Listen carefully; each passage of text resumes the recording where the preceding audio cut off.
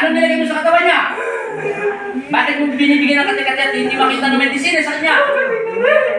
Ano? Kaya ano nga nilalagay mo sa katawan niya?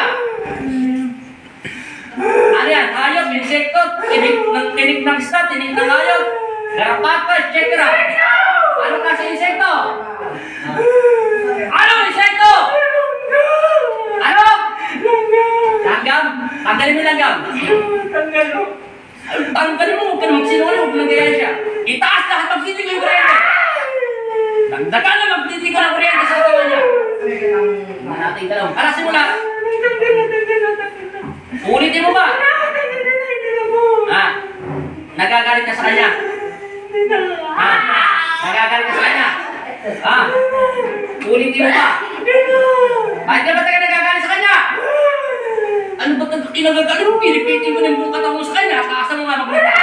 Bakit ka ba nagagalit sa kanya? Bakit ka nga nagagalit sa kanya? Hindi siya nagtabi-tabi. Ano? Hindi siya nagtabi-tabi. Ay, hindi siya nagpasintabi. Sabi na naman, sinungaling ito eh. Ano niya ang ginawa sa bahay mo? Sinunog ka ba niya? Ano? Ba't kung sinasabing tao ka? Para hindi ka mahuli. Malalaman ko rin naman yun eh. Pag sinabi ni Magnetico, anong naman lupa ka? Maligno, kapre, tiyanak, maligno, kapre, tiyanak, o elemento. Ano tawag sa'yo? Ano tawag na sa'yo? Ayaw mo ha? Dagdagan ng kuryente ako eh. At lagyan ng kuryente sa bungulo niya. Ano?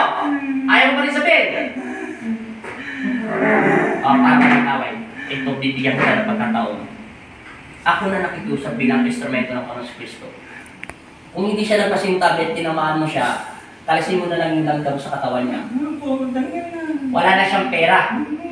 Hindi ka niya nakikita. Ba't mo kasi sinasabing tao ka? Huwag mo na akong piniliguin pa. Wala na. Langgam lang talaga. Anong klaseng elemento ka? Anong tawag sa'yo?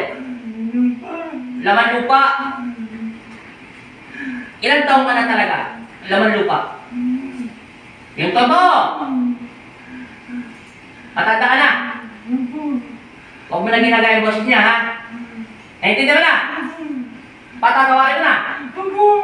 May nasira ba talaga sa'yo? Ano ba nasira sa'yo? Ano nasira sa'yo? Halaman? Doon ka nakatira? Ano bang gusto mo para mapahinto ko yung galit ng puso mo? Ano ba? Ano ba? Ano ba gusto mo yung kaya lang namin ibigay? Para mapahinto yung galit ng puso mo, yung sinira niyang halaman mo. Wala kang hinihingi. O sige ha. Huwag niya nang ulitin. Usapan to ha. Patatawarin na siya.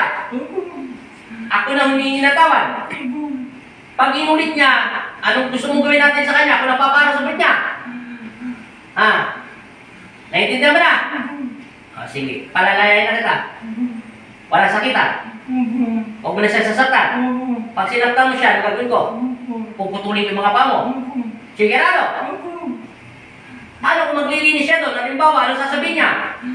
Dami-dami na mo. O, gano'n lang. Wala na? O, sige ha. O, girlfriend. Narinig mo sinabi ng nasa loob ng katawan ng boyfriend mo ha. Palalasin na kita. O, sige ha.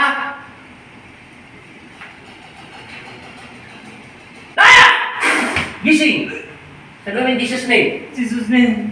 Babae ka lalaki? Siguro, konti. Okay. Sakit. Sandal. Hindi, sarado pa yan. Hindi. Inom.